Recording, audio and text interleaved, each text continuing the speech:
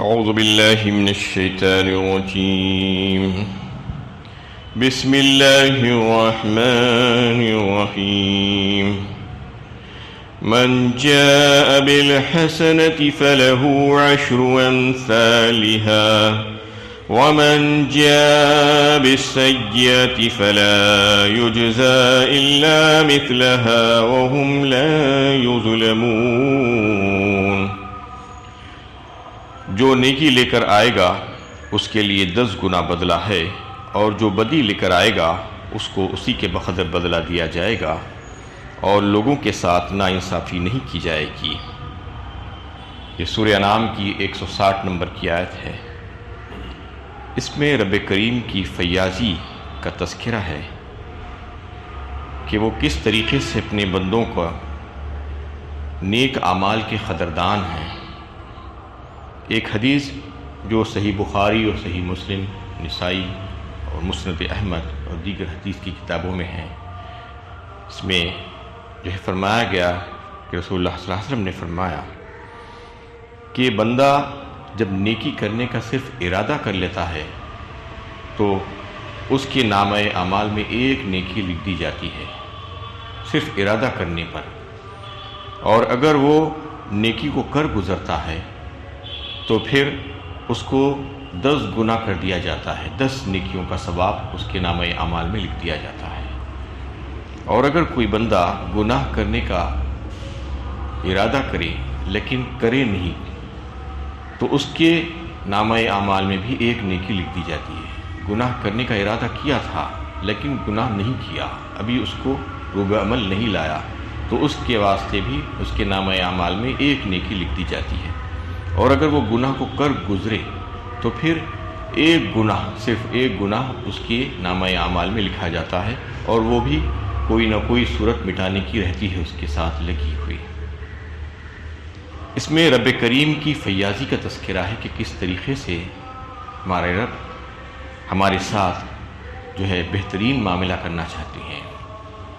انتہائی عفو اور کرم کا معاملہ ہے رب کے دربار میں. اگر اس کے باوجود بھی اگر کوئی ہلاک ہوتا ہے تو اس کا مطلب یہ ہے کہ اس نے ہلاکت کی ٹھان ہی لی ہے، تو اب اس کو کوئی نہیں بچا سکتا. ایک حدیث قدسی میں فرمایا گیا کہ کوئی بندہ ایک نیکی کر کے آئے گا تو اس کو میں 10 نیکیوں کا ثواب دوں گا، کم از کم ہے، اور اس حد تک کہ 700 نیکیوں تک دے سکتا ہوں، یا اور بھی اس سے زیادہ دوں گا میں. اس کا تذکرہ بھی قرآن میں سورہ بقرہ میں آیا ہے کہ جب ایک دانہ لگانے کی بات جب کی گئی وہاں پر تو بتایا گیا تھا کہ 700 دانے ملتے ہیں ایک دانے میں. یعنی بندے کے اخلاص کے اوپر ہے کہ وہ اپنے رب سے کتنا چاہ رہا ہے.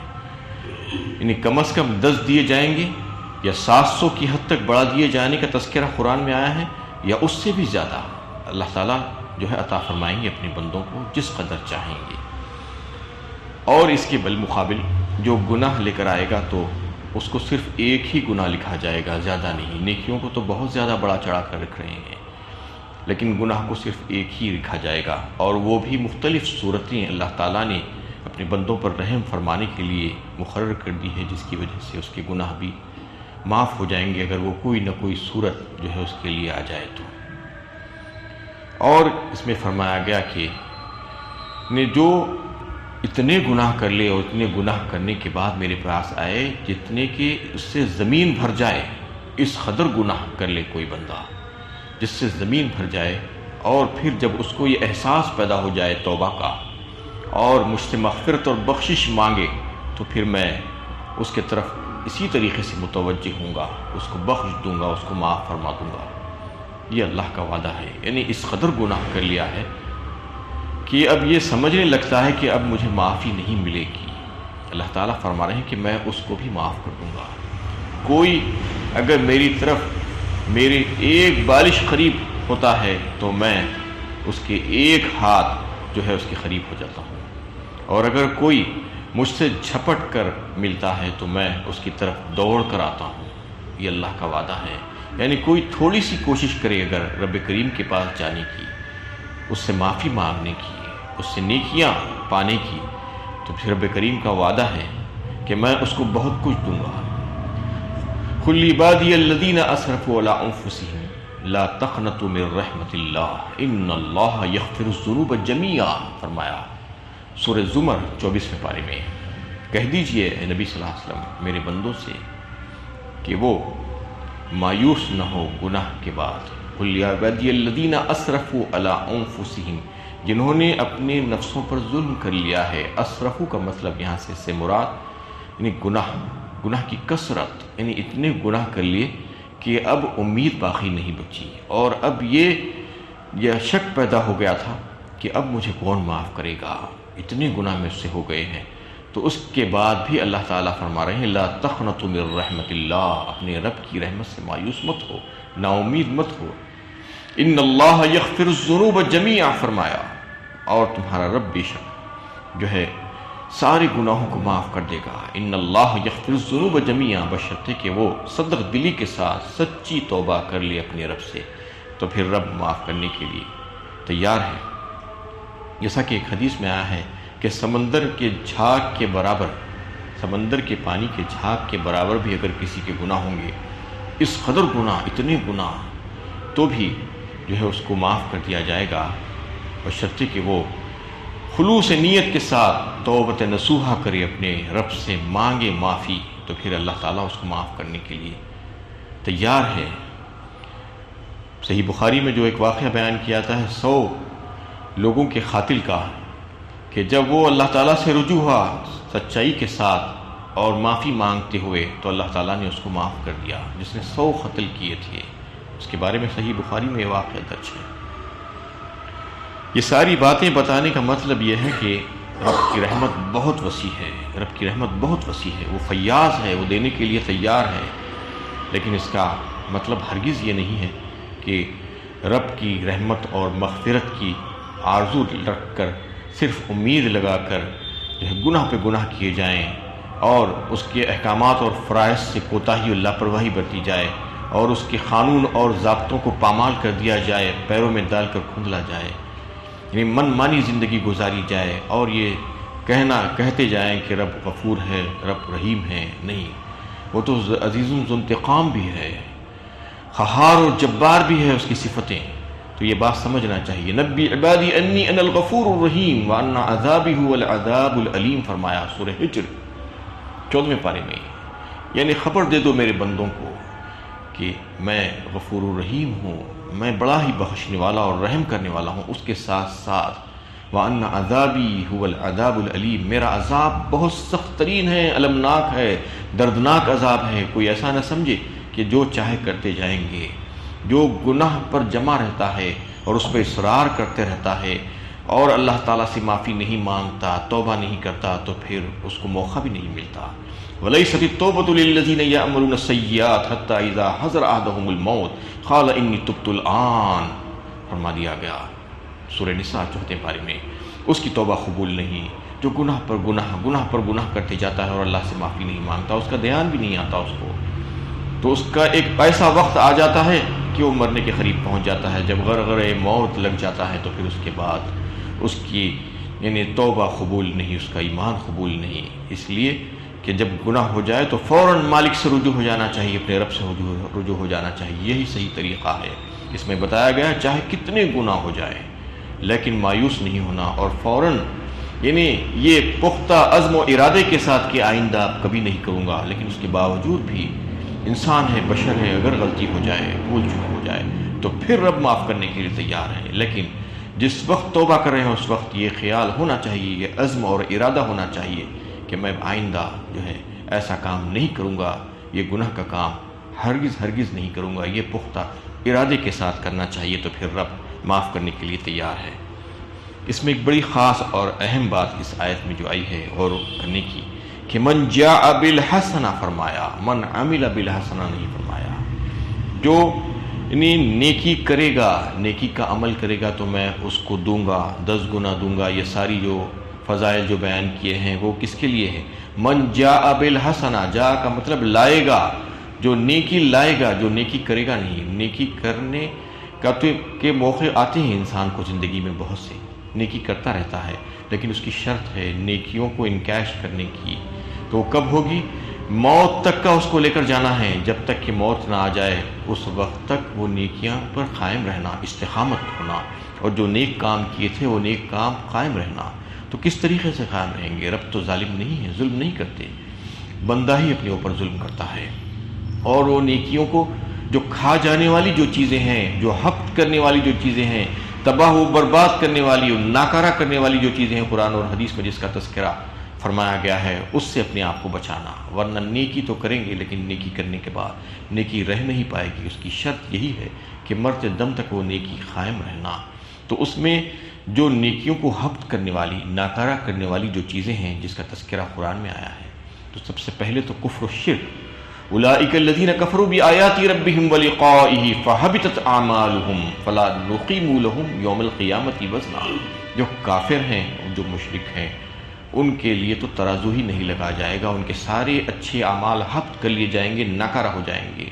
اور جو بھی ایمان لانے کے بعد بھی جو کفر کرے گا، جو انکار کرے گا، جو شرک کرے گا، تو پھر اس کے بھی سارے اعمال حبط کر لیے جائیں گے۔ اس کی نیکیاں جو زندگی میں کیا تھا اس کا ثواب اس کو وہاں پر نہیں ملنے والا ہے۔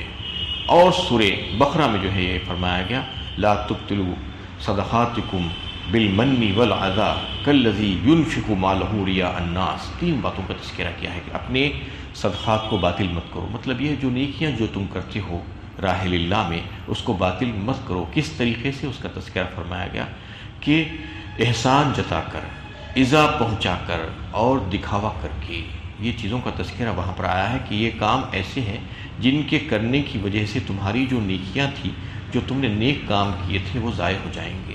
یعنی تم کسی کو دیے تھے، کسی کے ساتھ اچھا سلوک کیے تھے، لیکن اس کے بعد تم نے اس کے اوپر احسان جتا دیا، اس کو ذلیل کر دیا، اور جو ہے اس کو تکلیف پہنچا دی۔ اور پھر کئی ایک لوگ آج دنیا میں دیکھیے آپ کہ اچھے نیک کام کرتے ہیں، لیکن لوگوں کو دکھانے کے لیے کہ لوگ دیکھ لیں گے، لوگ کہیں گے بڑا سخی ہے، بڑے اچھے اچھے کام کرتا ہے، بڑے بڑے کام کرتا ہے۔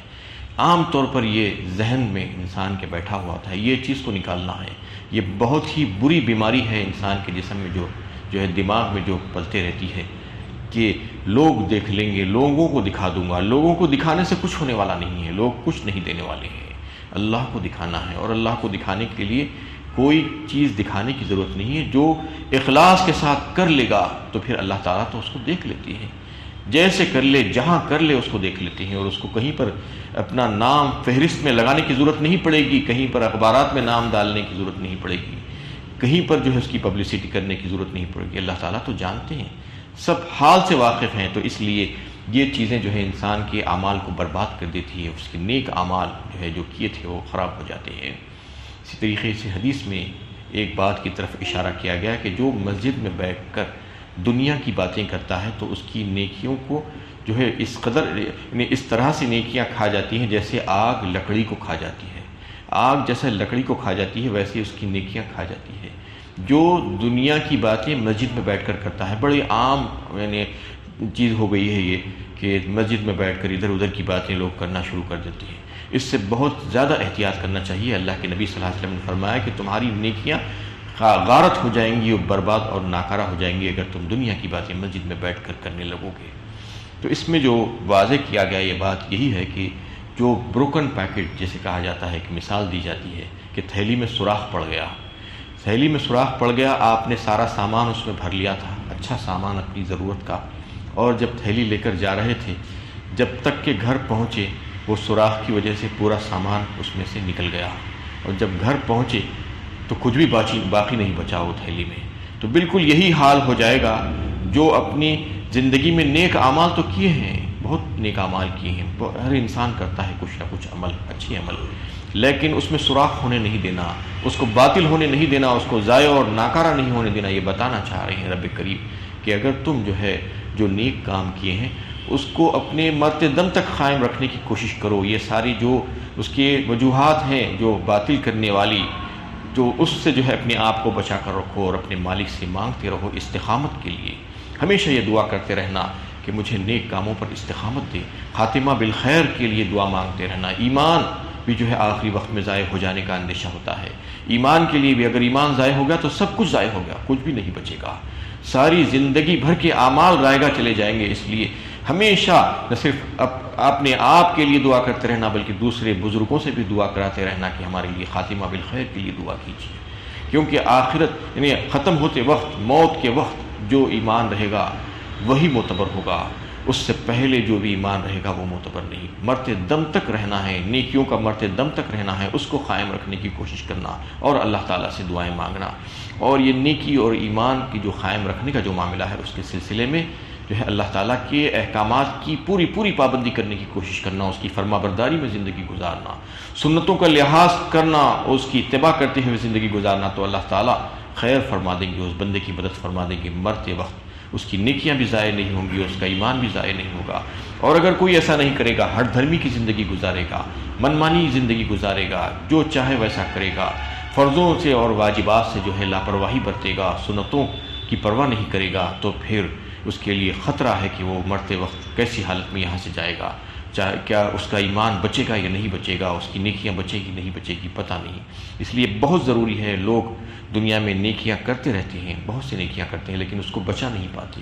بچانے کے سلسلے میں بہت ہی اہم ہدایتیں ہیں اس میں کہ اس کو بچانے کی کوشش کرنا، اس کو باقی رکھنے کی کوشش کرنا، مرتے دم تک وہ ساری چیزیں جس سے نیکیاں ضائع ہو جاتی ہیں اس سے اپنے آپ کو بچا کر رکھنا۔ اللہ تعالیٰ سے دعا ہے کہ اللہ تعالیٰ سے ہی علم و عمل کی توفیق عطا فرمائے اور عمل کرنا آسان فرمائے۔ وآخر دعوانا